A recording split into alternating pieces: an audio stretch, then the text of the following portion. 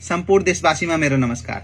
राष्ट्रिय स्वतन्त्र पार्टीका सभापति रवि लामेछानेमाथि जसरी नेपालमा सहकारी ठग, सम्पत्ति शुद्धिकरण र संगठित अपराध गरी 3 वटा आर्थिक मुद्दा लागेको छ, त्यसरी नै उनी अमेरिका बस्दाखेरि उनीमाथि 9 वटा आर्थिक मुद्दा लागेको थियो।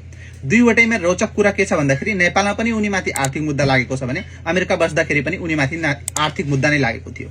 अब आर्थिक मुद्दा लाग्न बित्तिकै कोही मान्छे दोषी हुँदैन वा गलत हुँदैन, तर उनी अमेरिकाको 9 वटा मुद्दा मध्ये 3 वटा मुद्दा हारेको थियो, जसमा जजमेन्ट उनको अगेन्स्टमा भएको थियो। भनेको जुन कम्पनीले उनीमाथि मुद्दा लगाएको थियो त्यो कम्पनीले जितेको छ, भनेको उनी त्यहाँ दोषी ठार भएको छन्, पेनाल्टी पनि पे गरेको छन्।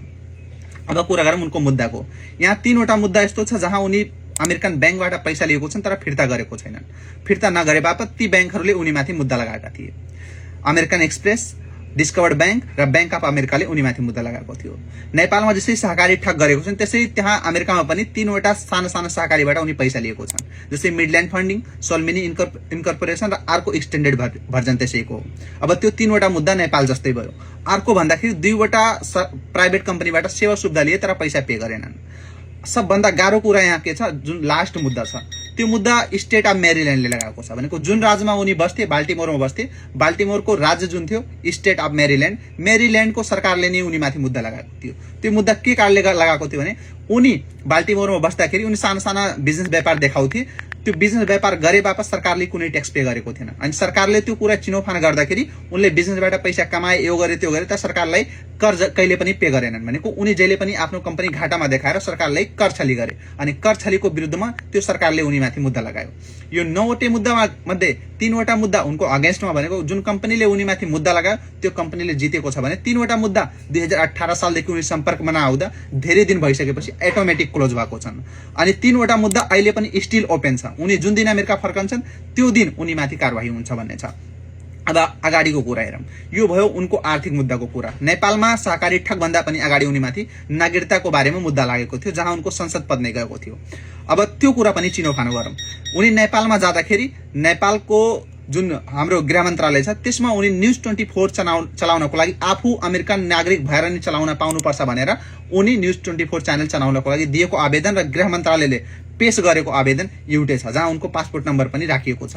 भनेको उनी नेपाल जाँदाखेरि नेपाली नागरिक भएर नगएर अमेरिकन ग्रीन कार्डको बेसमा उनी गएर नेपालमा न्युज 24 चलाउन खोजेको थिए। त्यतिखेर त्यो सानो कुरा थियो, तर उनी जतिखेर माहौल हेरेर राजनीतिमा पसेर संसद भइसकेपछि अरू मान्छेले त्यो कुरा थाहा पाएपछि त्यो सानो कुरालाई झिकेर उनीमाथि मुद्दा लगाएपछि उनको संसद पद नै गयो।